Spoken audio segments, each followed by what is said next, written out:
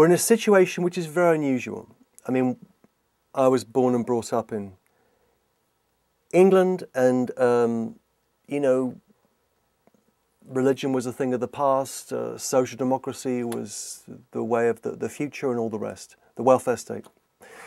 You know, the last couple of decades, in particular the last decade, have been defined by the marriage of religion and politics, and politics driven by religious conviction, whether that's George W. Bush or Osama bin Laden.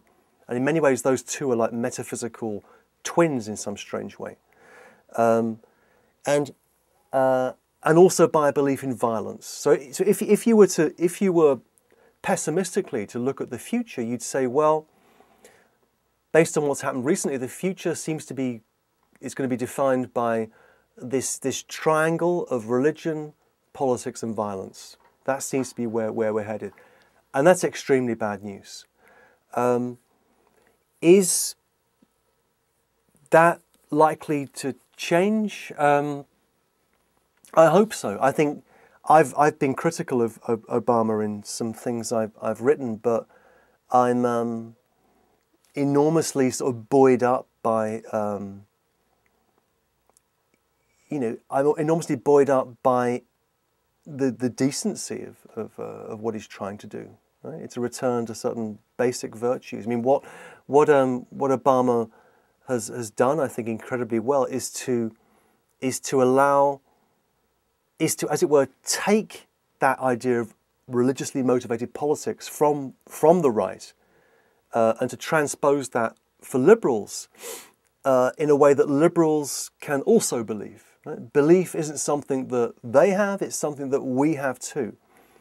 And he's done that by, I think, occupying in an incredibly clever way the rhetorical space of historically black Christianity, but in a way that doesn't use that language, the language of, say, a Jeremiah Wright, but which basically uses the language of the founding documents of the United States. Right? It's all about we the people achieving a more perfect union and all the rest.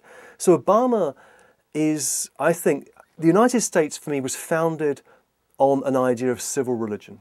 Right? And it's the most successful civil religion arguably in history. It's still incredibly durable. What Obama has done is to reinvigorate that civil religion that allows people to believe. And what's fascinating about that is the way in which that belief will enable people to organize and change their view of things. I mean, November the 4th, 5th in you know, where I live in Brooklyn was just like, it was a huge party, an experience of collective joy. It was wonderful. I fear that people are going to be disappointed, right? Because in a sense that the stakes have been cranked up so high, all he can do is fail. I hope people give him time, but I'm not sure they will.